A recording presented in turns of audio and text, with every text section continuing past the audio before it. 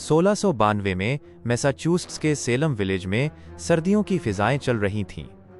इसी दौरान बेटी पैरिस और एबिगेल विलियम्स नामी दो जवान लड़कियों को अचानक अजीबोगरीब कैफियत होने लगी।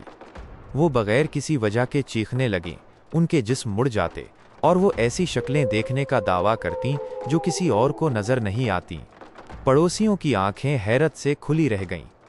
लड़कियों ने कहा कि कुछ परछाइयां उन्हें तंग करती हैं, गला घोंटती हैं और रात में बद्दुआएं देती हैं।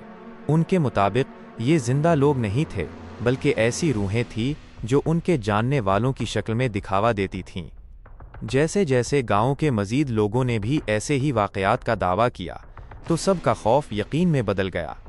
मुकद्दमों की समाअत के दौरान मुतासरा अफराद अदालत में फर्श पर गिर जाते और चीखते कि मुल्ज़िम उन्हें इसी वक्त तंग कर रहे हैं। जज और पादरियों ने बिना सोचे समझे उन बातों पर यकीन कर लिया, क्योंकि वो समझते थे कि शैतान किसी बेगुनाह की शक्ल इख्तियार नहीं कर सकता। जो कुछ नज़र नहीं आता था वो सबूत बन गया, और जो गैर महसूस था वो एक हथियार बन गया। मुकद्दमात तेज़ी से आगे बढ़े। पड़ोसियों के आम झगड़े भी जादू के इल्ज़ामात में बदल गए। औरतें जो पहले एक दूसरे को खाना देती थी, अब अदालत में आमने सामने खड़ी थीं।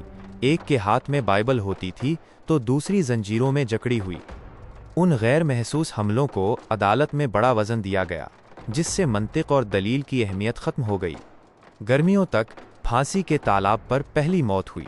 हर मरने वाले ने आखिर तक अपनी बेगुनाही का इजहार किया।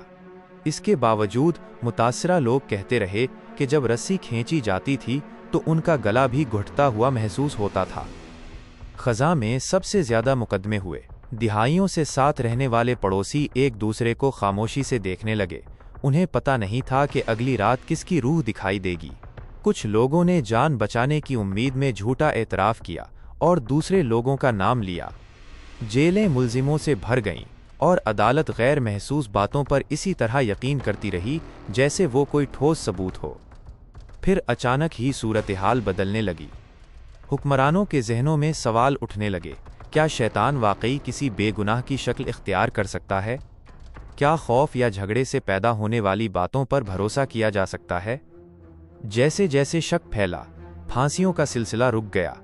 सारी हलाकतें चौंका देने वाली थीं।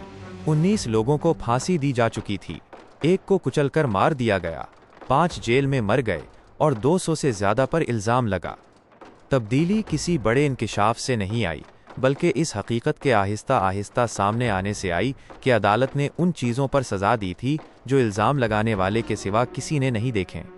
गैर महसूस सबूत, जो पहले एक हथियार था, को आहिस्ता आहिस्ता नज़रअंदाज कर दिया गया। उसके बाद के सालों में जज और ज्यूरी के अराकीन ने अवामी तौर पर मुआफ़ी मांगी।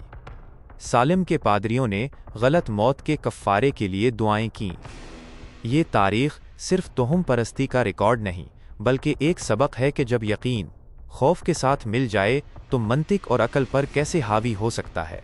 जो कुछ सिर्फ सरगोशियों से शुरू हुआ था, उसने एक पूरे मुआशरे को ख़त्म कर दिया। उसके कवानीन बदल दिए और कई जानें ले ली।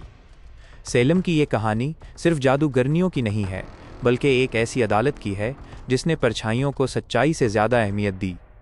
और अगरचे सदियां गुजर चुकी हैं, फिर भी सवाल बाकी है।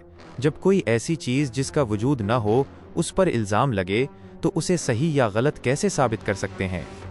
अगर आप ऐसी मज़ीद तारीख़ी कहानियों के बारे में जानना चाहते हैं तो हमें बताएं कि आप अगला कौन सा राज जानना पसंद करेंगे।